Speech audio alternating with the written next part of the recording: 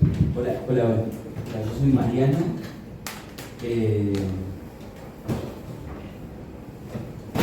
En principio, gracias por invitarme y gracias a Salvador, que es mi amigo, así que todo lo que voy a decir de él es bueno, porque soy bueno con mis amigos, porque valoro la amistad y sobre todo valoro la amistad literaria, ¿no? Creo que a veces suele hablar mal o está mal visto hablar mal de los amigos o de las amigas cuando se dedican a lo que nos dedicamos nosotros, que es a la escritura, que se suele pensar que por amistad uno va a hablar bien o por conveniencia, una cosa medio rara. Hay como una sospecha cuando hablamos bien de nuestros amigos que se dedican a la escritura. Yo reivindico, de hecho, tener amigos, me siento orgulloso de tener amigos que escriben bien, y amigos que admiro además, y tengo la suerte de que Salvador Bielma sea mi amigo, porque además lo conocí antes de leer sus libros. No sé qué conviene, si leer primero algo y después hacerse amigo del autor, o ser su amigo y después leer. No sé qué te condiciona más, porque yo además, como yo también escribo, soy muy susceptible y me vuelvo muy fan muy pronto cuando algo me gusta mucho, cuando algo me determina mucho, y tengo la suerte en ese sentido de tener varias amigas, varios amigos que escriben y que han sido determinantes en algún momento de mi vida. Y me pasa que por ahí estoy hablando con Salvador, hablando pavadas con Salvador, y me acuerdo, por ejemplo, que es el autor de este libro, el autor también de Además del Tiempo, y me da como hasta cierta vergüenza, ¿no? De decir, estoy diciendo semejante pavada delante de una persona que escribió semejante libro. Pero como es mi amigo, tampoco la vergüenza se me pasa rápido. Todo esto para habilitar a lo bien que voy a hablar sobre Salvador, pero tampoco quiero abusar. Entiendo, capaz que me equivoco, que leyeron Siempre en Busca Todo. Después también te voy a echar un poco con el tema de los títulos, que en otras presentaciones tuyas en las que estuve de público escuché que te molestaban por esa tendencia a los títulos medio atravesados, que es todo un triunfo, ¿no? Como autor, poder imponer un título, y más cuando es un título un poco atravesado como Siempre Empuja Todo, además el tiempo, quizás fuera volviendo, como que un desafío para los editores también. A mí se habrán dado cuenta, yo estudié comunicación social, entonces manejo muy bien los tiempos periodísticos, comunicativos, etc. Tenía la pretensión de memorizar las preguntas que voy a hacer. Como toda pretensión, era una pretensión absurda, sonsa, así que las voy a leer porque además escritas, las escribí re bien y son muy buenas como para que después quiera, al formularla de manera que son improvisadas, las echa a perder. Pero hay una que no me salió formularla ni siquiera por escrito, que es con la que me interesa empezar este asunto, porque además además abarca tu modelo anterior, que es Además del Tiempo, y porque abarca tu narrativa, tu manera de escribir, me parece, que es lo que a mí, una de las virtudes, si quiero, de las destrezas narrativas que más percibo en El Salvador, que es, y a ver si me sale ahora, algo así como la destreza elemental de la narrativa, o la destreza básica, que es narrar acciones, narrar sensaciones, percepciones, ¿no? Narrar los sentidos. marcando una distancia bastante nítida con la abstracción, ¿no? Yo eso lo vi en las dos novelas y hoy particularmente estaba repasando, además del tiempo, había una parte que dije, claro, acá está el asunto, acá lo está diciendo, que es un afán por alejarse de la elaboración de ideas, ¿no? Sino más bien por marcar acciones y sensaciones. Y yo ahí además me emparejaba mucho con otro autor que me gusta mucho, que no es mi amigo, pero que sí me gusta mucho, que es Federico Falco, y que son de estos tipos a los que envidio particularmente, sobre todo por eso. Es lo que a mí me gustaría conseguir, narrar acciones de manera tan extrema que pareciera que diera la sensación de que estás leyendo un tratado de escritura, una cosa así, como si leyeras un ensayo, pero en su lado completamente opuesto. Su lado B es la narración extrema, ¿no? Así, captar las sensaciones, narrar bien las acciones, y eso hoy lo veía, además del tiempo, en un momento, el personaje que se llama Manuel está mirando a la mujer, no me acuerdo del nombre de una mujer, cómo se está moviendo, cómo está haciendo la cama, y él piensa, se queda colgado un rato pensando en esos movimientos mínimos, básicos, elementales, y que así debería ser la vida, así de sencilla, y no como me pasa a mí, que intelectualizo, racionalizo todo, y que quizás la facultad un poco me haya lesionado esa parte de la vida. Como que la vida fuera simplemente las acciones, lo que vemos, las imágenes, las percepciones, ¿no? Y un poco eso también, un poco no, todo eso está siempre en Busca Todo. Y como no tengo la pregunta hecha, aproveché como, más que para tomarla como una pregunta, como para decir por dónde pasa para mí lo más lindo de la narrativa de Salvador, que es una narrativa que un poco, como dice Manuel, además del tiempo, se aleja, ¿no es cierto?, de la elaboración de ideas o de la intelectualización para ir hacia la narración. Eso que me gustó que dije, que se llama narración extrema, lo voy a poner así. Salvador y la narración extrema. Y ahora sí voy a ir con mi super pregunta sobre Siempre en Busca Todo. Si no leyeron Siempre en Busca Todo, les voy a hacer como una idea rápida. Es la historia de Rubén, que es un hombre grande, básicamente un viejo, que llega a un pueblo costero donde supuestamente iba a pasar como por lo menos una semana o un fin de semana largo con su hijo, que ya es mayor, Rubén es viudo,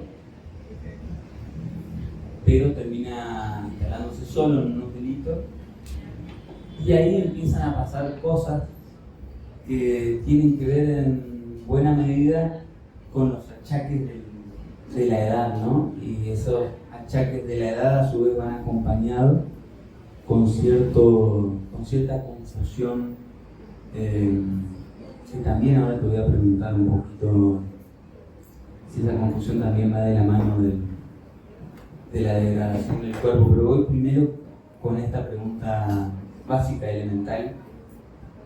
En los 90 Bob Dylan publicó un disco que yo lo conocía, Bob Dylan, es Time Out of Mind. Y me acuerdo que Rodrigo Fresán dijo sobre ese libro, sobre ese disco: con esto inaugura el rock geriátrico. Y yo tenía, ¿cuánto? 15, 16 años, y ya escuchaba cosas de viejo, pero un poco yo pensaba en Bob Dylan, que ahí en ese disco tiene un tema que se llama algo así como Todavía no está oscuro, ¿no?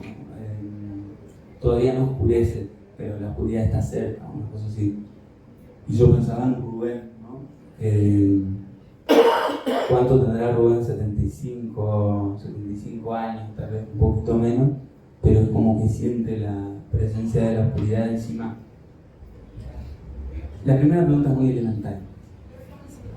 ¿Es la vejez un tema que te interesa particularmente o más bien tenías una historia, incluso un tono que te interesaba desarrollar? Gracias. Bueno, gracias Atlántica, gracias Caro, gracias Mariano.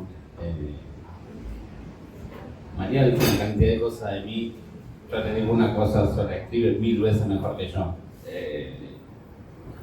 Y no lo digo porque sea mi amigo. En realidad yo digo algo que os suelo repetir algo y me aburro de escucharme decirlo, pero bueno. Muchos de ustedes se aburrirán de escucharlo por primera vez, porque ya es aburrido de por sí. En general, tanto Siempre Empuja Todo como además el tiempo, en realidad surgieron no de un tema o de una historia, sino de un lugar. De la intención de narrar un lugar. Que en un caso era como un pueblo de la provincia de Buenos Aires, y en este caso un balneario de la provincia de Buenos Aires. La primera historia que yo te había imaginado para ese lugar era una pareja joven o en los 30 y pico, y no cerraba por ningún lado, y hasta que apareció esta idea de un señor mayor, viudo, pero no fue, bueno, voy a narrar la vejez o voy a... No. Hay algo en mi, por lo menos en mi cabeza, que son cosas como difíciles de explicar, pero no me podría yo plantear algo así de, bueno, voy a narrar la vejez o voy a narrar... Sí, a partir del lugar fue buscar una historia. Y creo que en algún punto tiene que ver con lo que decías antes, con que escribir es contar una historia. Más allá de que haya descripciones, de que... creo que lo fundamental es eso, y una historia con lo que tiene de particular. Después de eso en particular puede ser como súper universal, la famosa idea de narra tu aldea y serás universal y esas cosas, pero sí la idea de buscar contar una historia. Que en el sentido más primate, por decirlo de algún modo. Y en ese sentido, esa pregunta no está acá, pero ya que mencionás el lugar como y la idea de pintar el lugar, pintar la aldea, ¿qué tenías vos, digamos, qué lazo tenías vos con el lugar como para tener el afán, la voluntad, las ganas de narrarlo, de contarlo? Bueno, después de además el tiempo,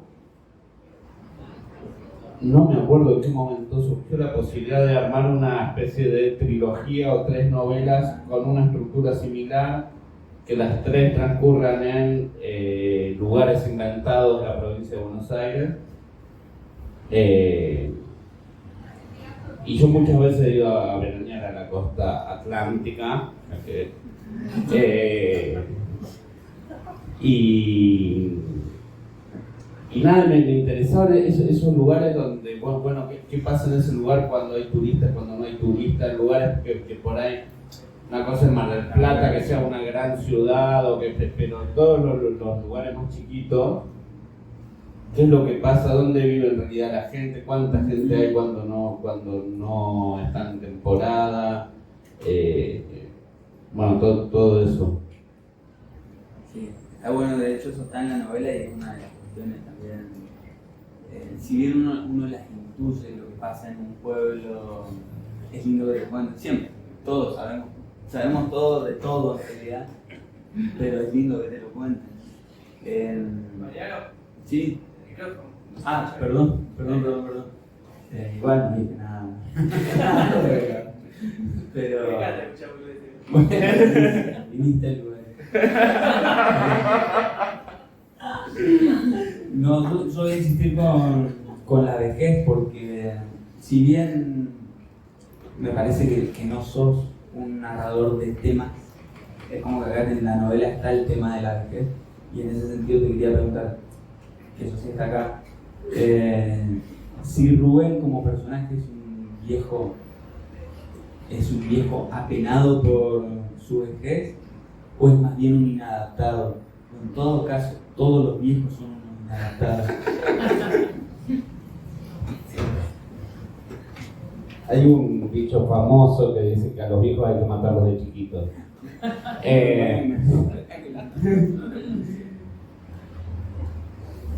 Me perdí la parte anterior por decir un chiste malo y por pensar la respuesta. Los ladrones y los viejos mejor que se vayan lejos, decía Pipo Chicuela.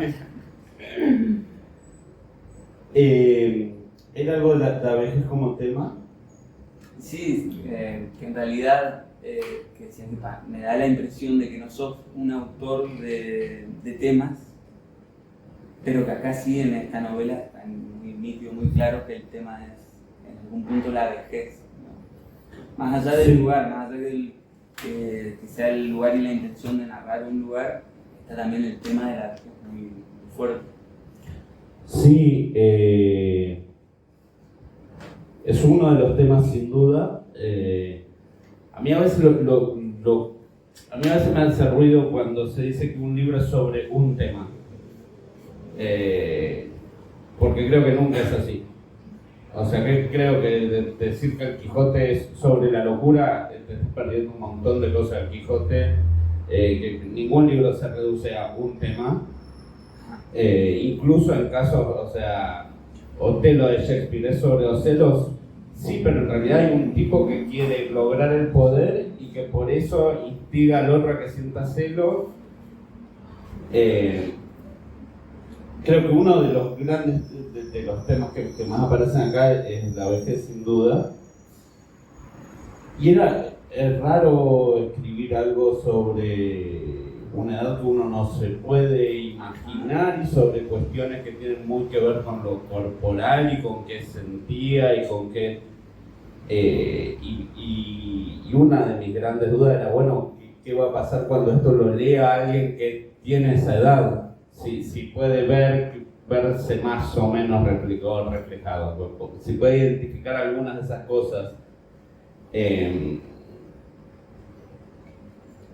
Y hay algo de eso que me sirvió leer unos días en el Brasil de Bioy Casares, que es un diario de él que, entre otras cosas, habla de las manchas que tiene en la piel, de lo que es sentirse bien, de que la mujer desde ese lugar tan de Bioy que a veces dan ganas de cachetearlo, de que las mujeres ya no lo miran, de que, ¿no?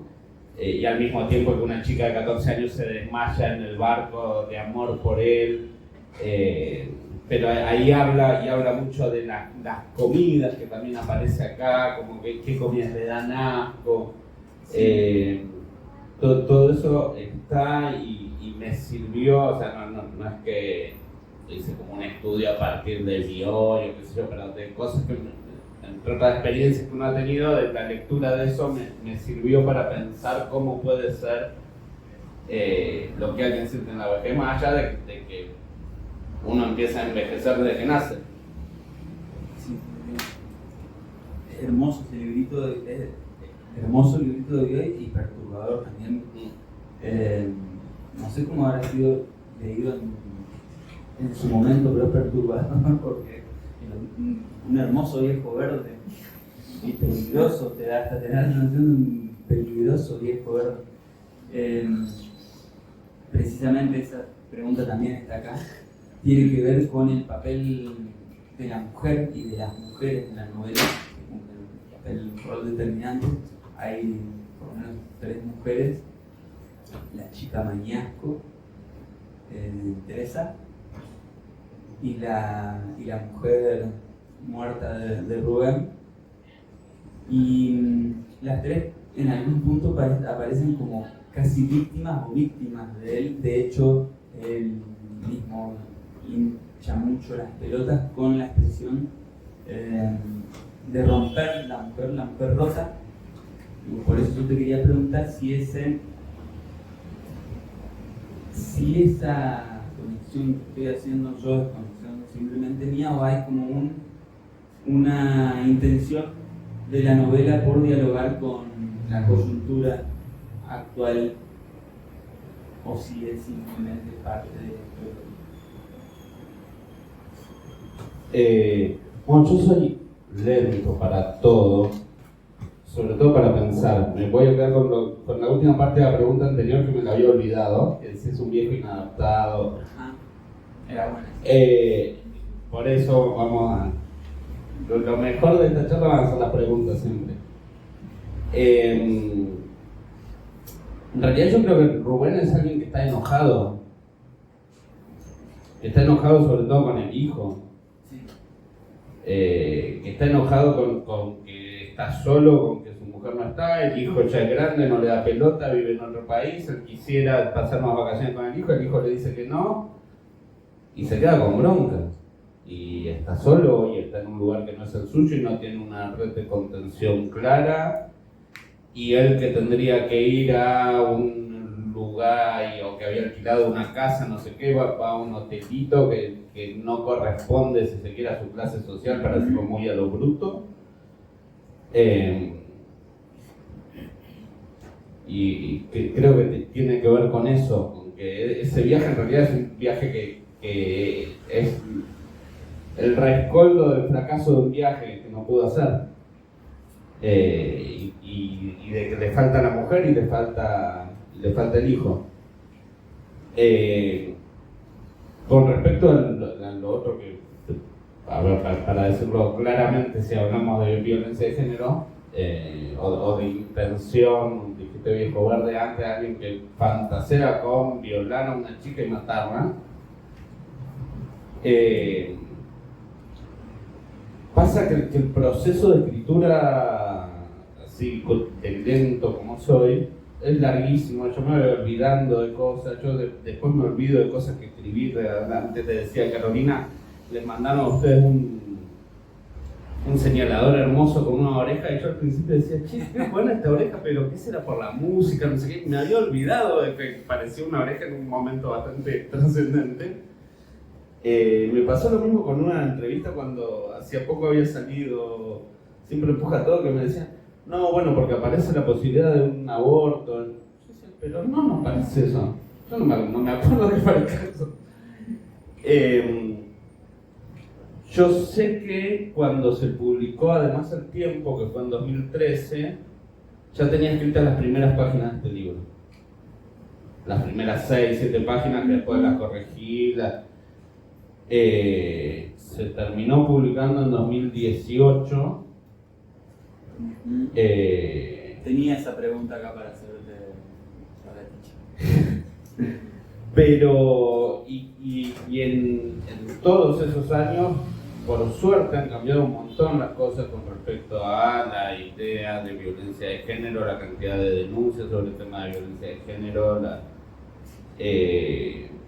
y me cuesta ubicarme de en qué momento de todo eso yo estaba escribiendo, y creo que, o sea, seguro que el contexto en que yo estaba escribiendo es muy distinto al contexto en el que salió.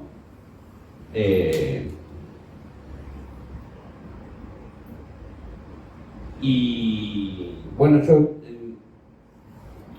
esto me lo hicieron acordar en Chaco, que estuve hace poco en el foro de la Fundación Mempo Giardinelli, que alguien había leído una entrevista que me hicieron hace tiempo, donde yo había contado que había terminado de escribir algún capítulo temblando, y no me acordaba de eso. Pero sí, y por esto, por nada, por estar escribiendo cerca de la cabeza de un señor que quiera o no tiene la fantasía de violentar y quizá matar a un adolescente.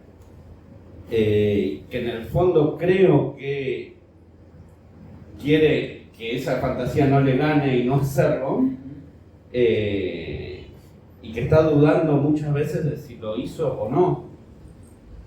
Y ahí también aparece la vejez, porque aparece, bueno, ciertos problemas que pueden tener que ver con la memoria o con, no me sale ahora decirlo con las palabras correctas.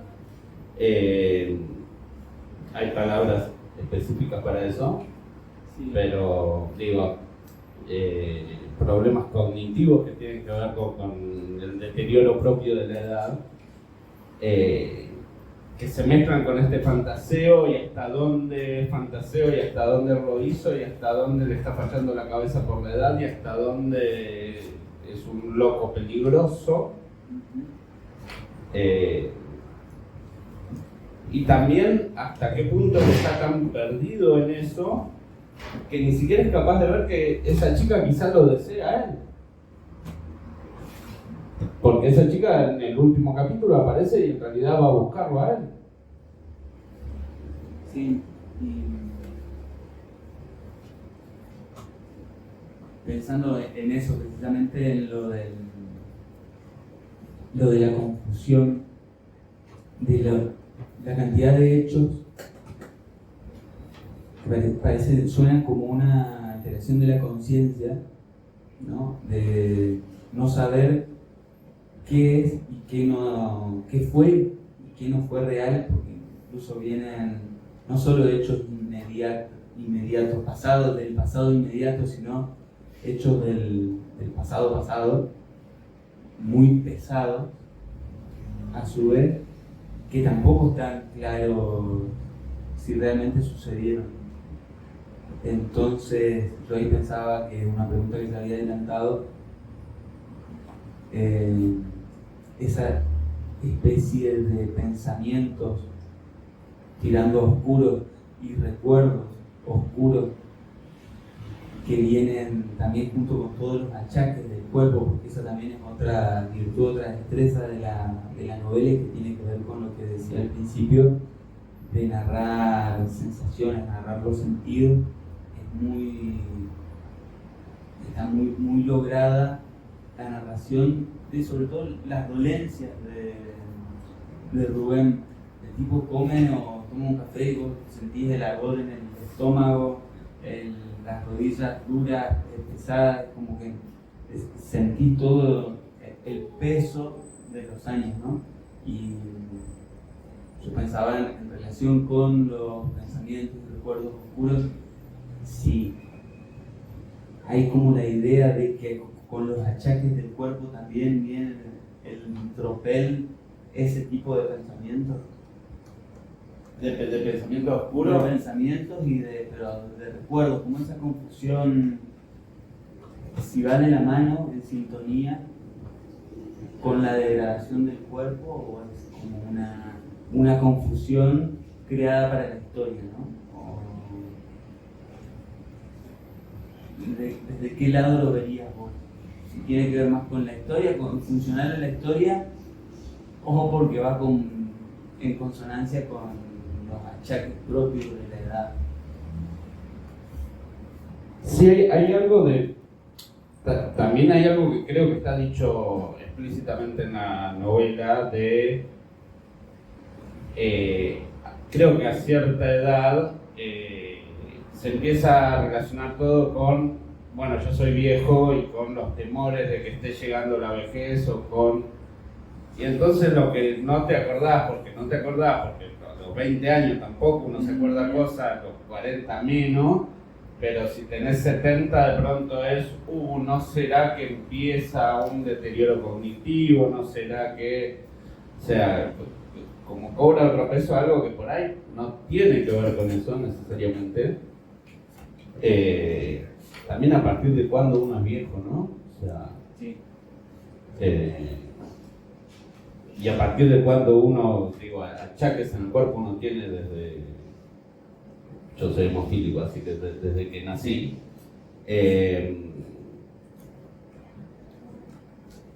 Si Yo creo que hay cosas que no se pueden saber y que yo no sé del personaje, porque lo que aparece acá son 4 días. 4 días en los cuales el pivo está 3.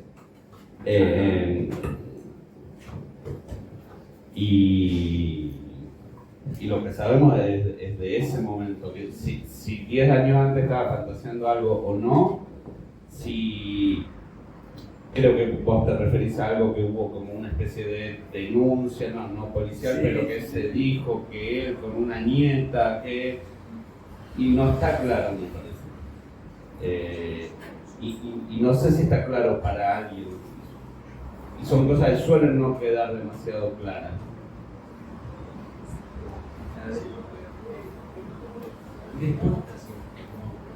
Rubén quiere, una de las intenciones que tiene es escribir, ¿no? Y no le sale. Quiere escribir y por vagancia, porque no le interesa en realidad, no le sale, pero a la vez se frustra. Y esta es una pregunta más solemne, todas las es solemne, pero esta es re solemne porque tiene que ver con la escritura. En el caso de que le hubiese salido, ¿podría haber funcionado la escritura como una especie de salvación o no considerar siquiera en esos términos la escritura, el ejercicio de la escritura, como se suele decir? Pero salvación, ¿por qué?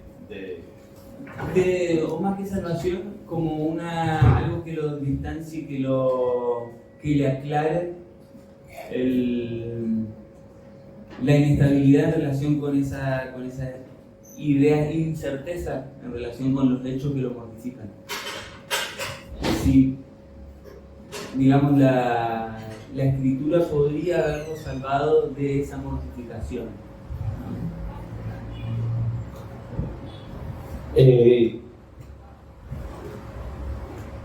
Me encanta la pregunta. No sé si la escritura puede salvar de algo. Sí hay algo, por lo menos lo que, a ver, escribir algo así no sé si tiene algún sentido como esa base, pero sí hay algo que para mí hay en el psicoanálisis y que está en la escritura y que está en un montón de cosas. Cuando se suele hablar del relato kirchnerista, en realidad de todas las cosas del relato. Uno de sí mismo se hace un relato y tiene un relato, uno va a psicoanalizarse para hacer un relato de sí mismo y pensarse a sí mismo y pensar lo que hizo, lo que hace, qué es lo que le cuesta, qué es lo que quiere cambiar. Vivimos en medio de relatos.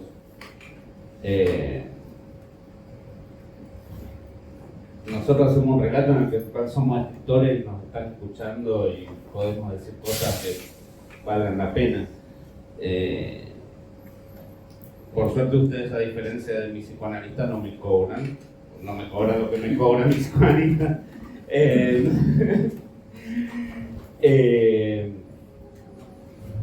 Hay algo raro en ese querer escribir y en ese querer escribir que creo que está creo que se nota desde el vamos que no va a llegar a nada. Que también hay algo en que escribir no es tan fácil. No es, bueno, me voy a sentar, voy a escribir, no sé qué, listo. Y que también está en la otra novela, que además del tiempo, que el personaje Manuel es un joven escritor ya frustrado o con muy poco empeño, porque se frustra muy pronto, ¿no? Pero hay también como esa idea de la dificultad de la escritura. Un poco no te sentís,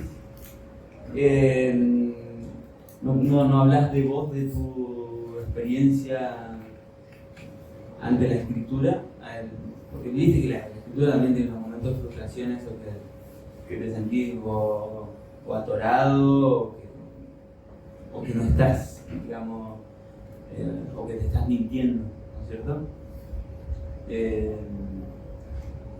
no hay un poco de esa experiencia llevada a los personajes. La escritura como experiencia. Sí, no sé. Pasa que muchas veces para mí la escritura como experiencia es la escritura de vosotros. Yo estoy acá y para mí Mariano es un escritor. Yo publiqué algún libro. Y no es para hacerme no sé qué, es porque realmente lo siento así. Y he trabajado como editor y era como, bueno, trabajar con los textos de otros, con los libros de otros, he trabajado como periodista y era los libros de otros y es mucho más fácil. Siempre es mucho más fácil cuando agarrar el apuntador del cine, el apuntador del cine no, la luz del teatro, el apuntador del teatro y ponerla sobre el otro. Es mucho más fácil que cuando está sobre vos. O por lo menos yo lo vivo así, otros por ahí lo viven de otro modo.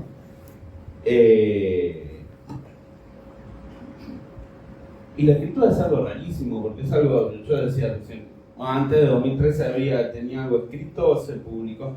Cuando uno en periodismo escribe algo y se publica quizá una semana, cuando no trabaja en un diario, se publica quizá una semana después, un mes después, y viene alguien y te lo comenta, y vos tenías ganas de comentarlo mientras estaba escribiendo esa nota, y cuando te vienen a comentar eso, ya estás escribiendo la siguiente. Siempre hay como un desfasaje de tiempo.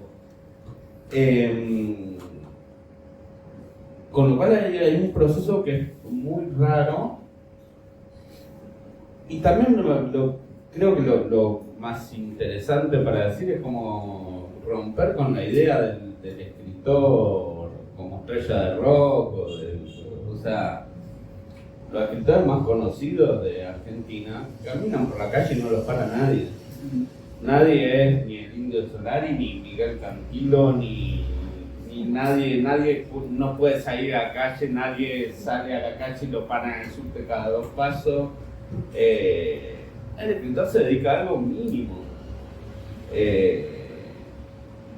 Y está bueno eso. Yo estuve con Selva Almada en una mesa y te digo, daba miedo, el público daba miedo. Ahí tenés una estrella.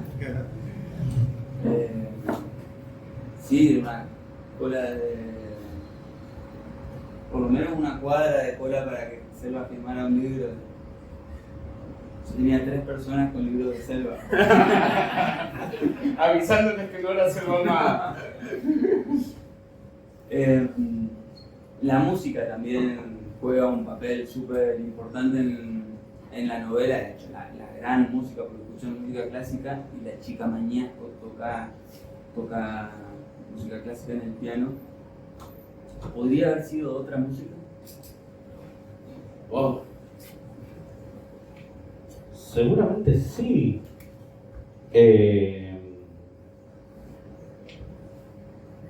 Hay algo cuando hablábamos de contar una historia singular, que al mismo tiempo puede ser universal. Por ahí hay algo de romper con la idea de una chica de 14, 15, 16 años necesariamente está escuchando reggaetón o no sé, puede estar escuchando Gershwin, puede estar escuchando Mozart, y hay un montón de pibas que están en ese plan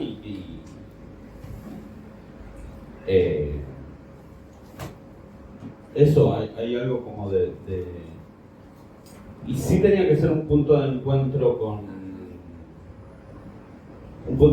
ahí un poco rebuscado, un poco... Y como de cuando Rubén está volviendo un día de la playa, en otro plan, de pronto escucha una música y se siente atraído por la música. Y ahí empieza la historia, digamos, ¿no? Perfecto. No me quiero olvidar del perro, porque hay un perro también. A mí me encantan las novelas cuando tienen un perro. Me enteré también que son las novelas menos cinematográficas por lo que cuesta después poner un perro en acción. Así que si tenías esa fe, esa esperanza, está complicado. Pero te quería preguntar por el perro. que tiene un rol bastante hasta grotesco en algún punto, como que pasa de la imagen simpática de un perro a un punto de pronto pega por la nuca la última imagen del perro en la novela. Pero más allá de esa ruptura en general durante toda la novela, porque el perro está sobrevolando como un fantasma, es decir, como un linchera, ¿no? El linchera del pueblo es como ese perro. ¿Cuál sería su rol o cómo sería? ¿Qué figura, digamos, más allá de un perro? Nada más concreto, pero hay algo ahí como... Dice algo más primero. Sí, a ver, pues primero uno de los epígrafes, más allá de que, porque me encanta, pero sí uno de los epígrafes es de Un perro amarillo de Bret Harte. Y el que aparece es un perro amarillo. Había algo de querer que ese perro fuera un personaje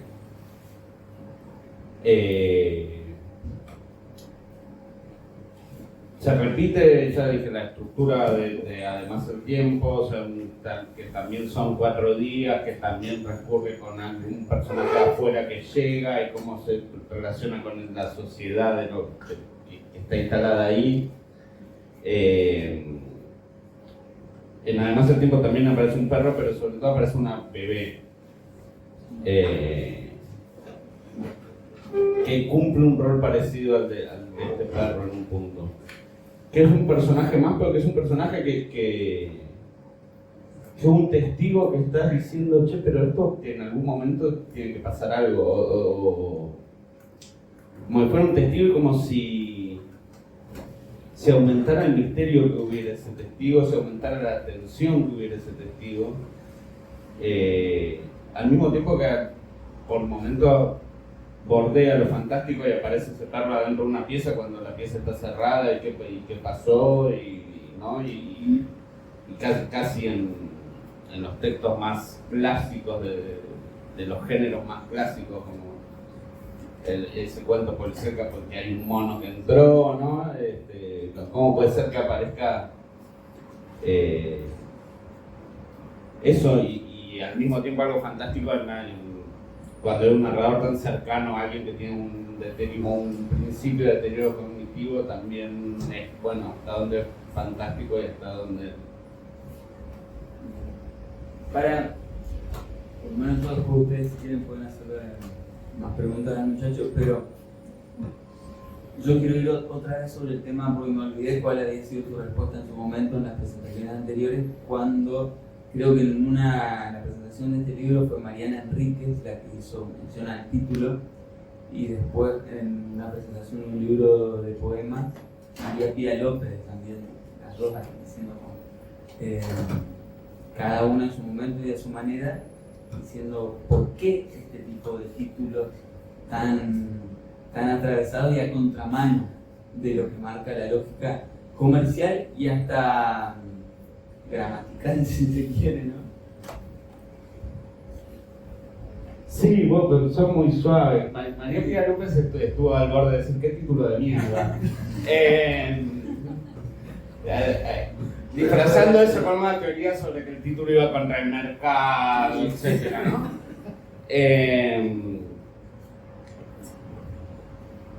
Por un lado hay algo de que el título podría ser casi cualquier cosa. Desde Último Otoño en Pekín, de Bolivian, donde no es ni otoño ni en Pekín, a que escuchamos fanáticamente una banda que se llama Patricio Rey y su redondito de ricota.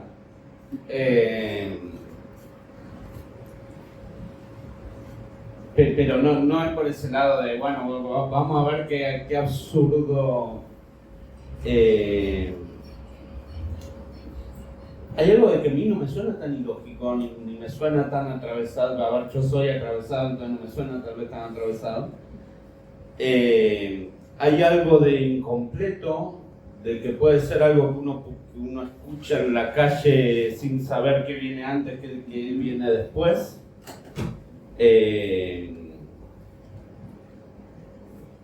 creo que eso de lo incompleto y buscar algo en los sonidos no es algo ni contra... A mí la idea del mercado, yo no creo en esa idea. Me parece una idea que básicamente es neoliberal, la idea de que hay un ente X que se mueve solo y que la literatura es otra cosa y no sé qué. La literatura es lo mismo que este vaso y que este grabador, que son mercancías que funcionan entre nosotros, que las hacen personas, alguien pone la mano de obra, alguien pone el capital, alguien lo consume, etc. Y no es que la literatura sea algo distinto a nada ni a ningún otro producto, ni está viciada de nada porque hubo un imprentero que puso tinta acá. Me fui al carajo y no sé por dónde vengo. No, Los títulos, que no crean la idea de mercado. Sí hay una idea de que además el tiempo siempre empuja todo y vendría una tercera novela a cerrar esa frase. O sea, esa idea de incompletud en algún punto se completaría en 3 novelas que conforman una trilogía, no porque se repitan los personajes, sino porque se repite la idea de alguien que llega a un lugar de la provincia de Buenos Aires que no es de ahí, que pasa 4 días ahí. Incluso ahí hay cosas de locura, obsesión, lo llamaría mi psicoanalista. Por ejemplo, que la palabra locura aparezca 4 veces en la novela y una en cada capítulo, y obviamente ningún lector se va a dar cuenta de eso, son pavadas que uno hace, pero así como eso, además el tiempo va de jueves a domingo y esto va de lunes, martes, miércoles, jueves, y la siguiente arranca un viernes. Datos que no le interesan a nadie, pero bueno, sí eso, y yo no sé si... Me parece que después del título queda, o sea... Nada, o sea, ya una vez que está impreso en el libro,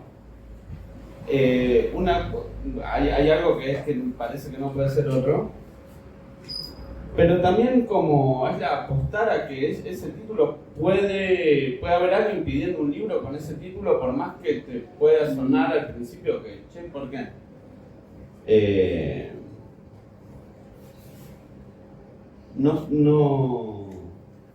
A ver, sí, por ejemplo, hay libros de Mariana que tienen unos títulos, o sea, un libro que se llama Los peligros de Juan en la cama, ya está, nos vamos todos, no hay más título que poner. Un libro que llame, como se llama el de Pavese, Trabajar cansa y listo. O sea, el de Macedonio, ¿no? Todo es vigilia, la de los ojos abiertos. Es una maravilla. Y eso sí es improvisado.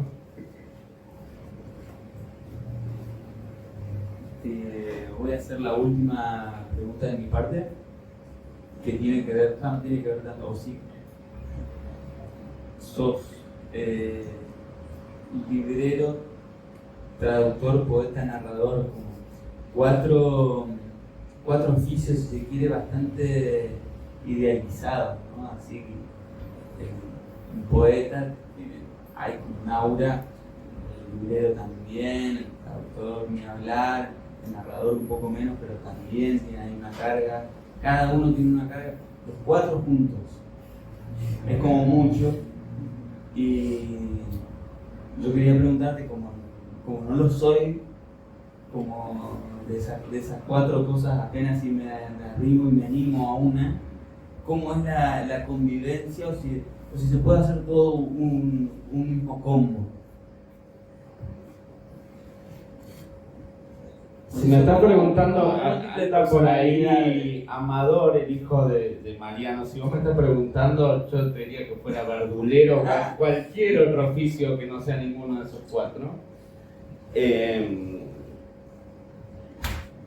Yo no siento que sea nada de eso, qué sé yo, uno va haciendo lo que puede, siempre le parece, por ahí al que está afuera le parece lo que sea, pero yo siento siempre que es poco, que leo poco, que debería trabajar más, que debería escribir más, que debería, que soy vago, y que trabajar cansa.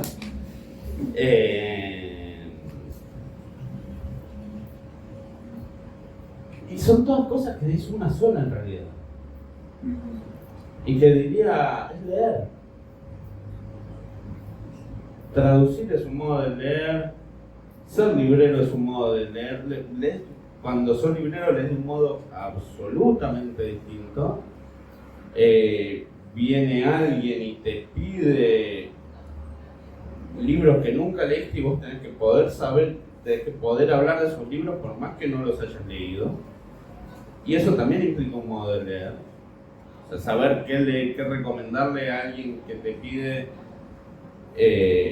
un libro sobre la Segunda Guerra Mundial o una novela histórico-romántica o ciencia ficción, que yo no sé si he leído algún libro de ciencia ficción, bueno, algunos sí, pero 4 libros de ciencia ficción en mi vida. Implica tener eso leído por más que no lo hayas leído. Y escribir sobre todo es un modo de leer. Es un modo de seguir leyendo, de leer lo que todavía no está escrito, de lo que uno supuestamente quisiera leer después, luego a uno le sale porquería, pero el intento es ese.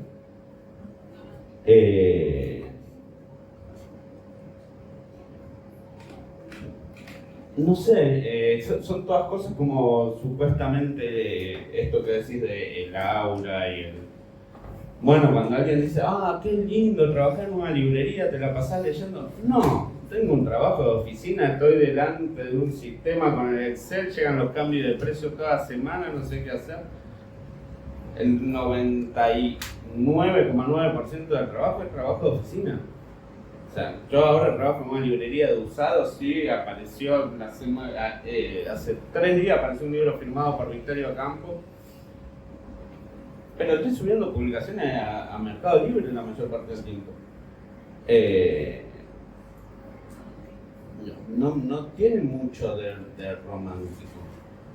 Escribir tampoco tiene mucho de romántico. Uno está solo en su casa, vestido del peor modo posible, tomando mate, tratando de hilar 2 ideas, diciendo, che, esto que estoy escribiendo va para algún lado, lo tiro todo, o sea, y hay un punto ahí donde incluso para mí la escritura, sí, como digo que es algo que es parte de la lectura o que viene a continuar la lectura,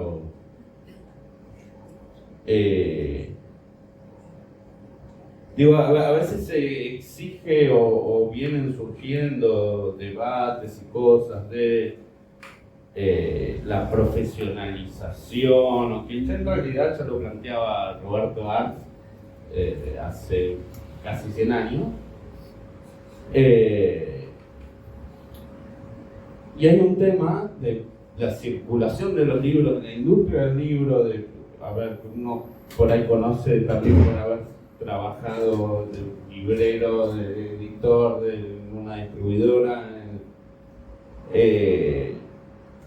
Y bueno, este libro yo no puedo comer de este libro porque no genera la plata para que yo coma. Y entonces, ¿por qué voy a vivir de eso? Y a la vez yo tampoco lo escribí para morfar de acá.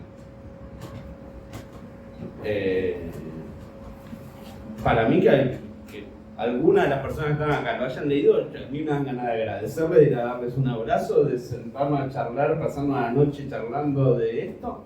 Es un halago enorme, pero no es mi trabajo. No es algo que yo haga y que me dicen, che, no te vamos a pagar por este libro. No, entonces no lo escribo.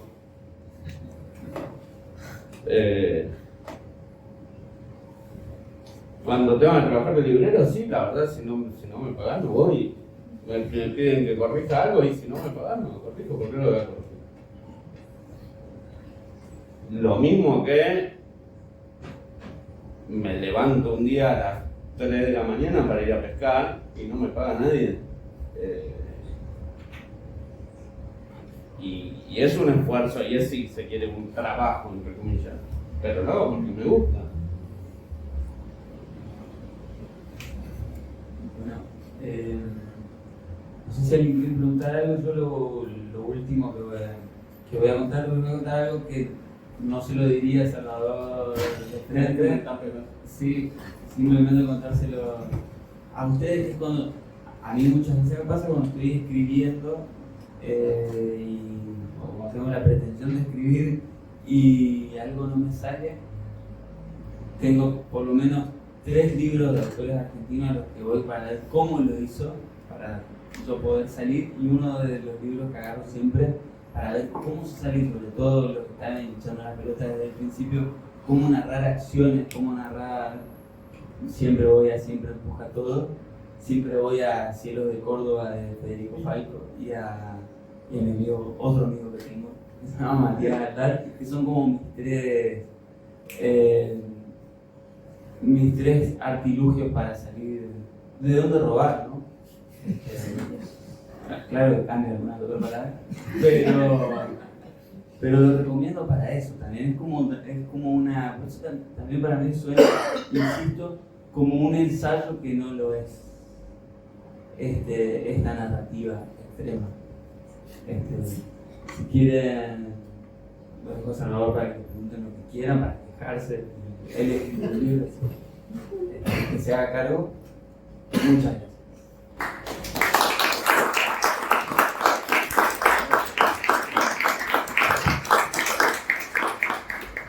Saludar al público. ¿Tengo que saludar al público? No, te quiero agradecer mucho a vos. Un poquito. Un poquito nomás. Porque más allá de que no hice lo que había prometido en Facebook, que era como tratar de boicotearle a Mariano la entrevista y que cuente lo que a todos nos interesa en realidad, que es cómo se casa un tapito.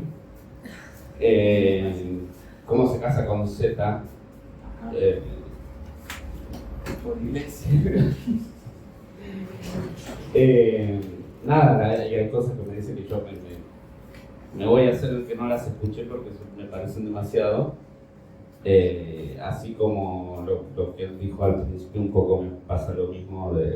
Yo me hago de cuenta que él no es el escritor de Una casa junto al tragadero, ni el que ganó no sé cuántos premios, casi todos los libros de Mariano. Solo a partir de que se cansó de ganar premios, dejó de ganar con cada libro. Pero me hago como si él no fuera eso cuando nos juntamos a cenar, charlamos o lo que sea. Hay que olvidarse un poquito de eso. Sí, ¿no? Y a veces, recién cuando hablaba por ahí, uno suena muy asertivo, dice las cosas y qué sé yo, y en realidad uno tiene un montón de dudas y en realidad no sabe si es así, y en realidad se está metiendo con temas súper espinosos. Que intenta a veces denunciar algo no necesariamente es salir a decir esto está mal. A veces uno trata de expresarlo de otro modo y suponiendo que bueno, estamos todos de acuerdo en que esto está mal, ¿no? Bueno, no hace falta decirlo, porque si no hay algo que se pierde como literatura. Sí, no hay. Porque es muy obvio eso. Si tenemos que poner una nota al pie, la violación es algo que no, ya lo sabemos, me parece. Y si no, estamos en un problema enorme. Bueno, no sé si alguien quiere preguntar algo. Después de esas cosas tan amables. Sí, yo quisiera preguntarte. Primero, felicitarte y agradecerle a los dos por compartir en este momento. ¿Qué sentís ahora por el protagonista del modelo?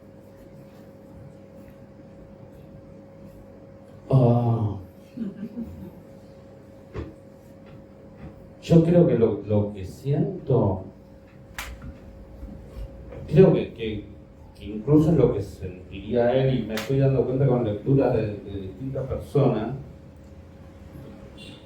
Como para empezar, rarísimo que alguien te diga, che, me pasé una estación de subte por leer, o lo que acaba de decir Mariano, para mí es como de otro mundo. Lo que siento es alivio de que se haya muerto, y de que se haya muerto sin llegar a llevar a la práctica eso que estaba en su cabeza, y que creo que él mismo no quería llevar a la práctica. Creo que hay algo de alivio incluso en él. Y una vez que él se muere, ese cadáver pasa a estar vejado por todos, incluso por el perro.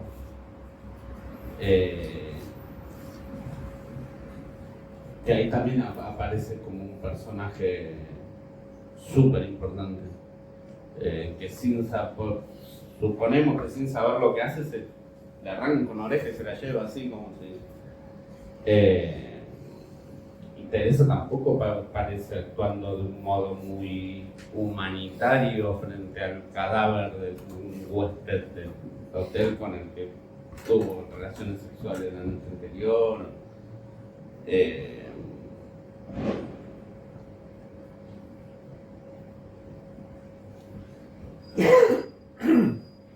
Pero que creo que la sensación es esa de alivio ante que no haya cometido algo que no. O sea, hay, lo digo incluso pensando, y que fue muy importante para mí, es qué suerte que se murió y que no pasó nada. No, me han dicho lectores eso, y es como si...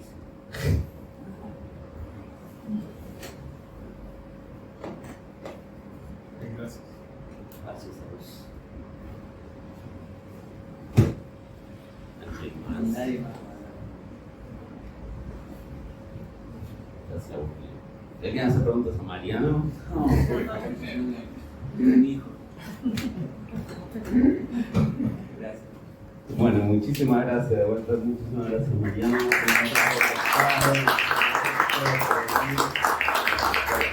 Gracias.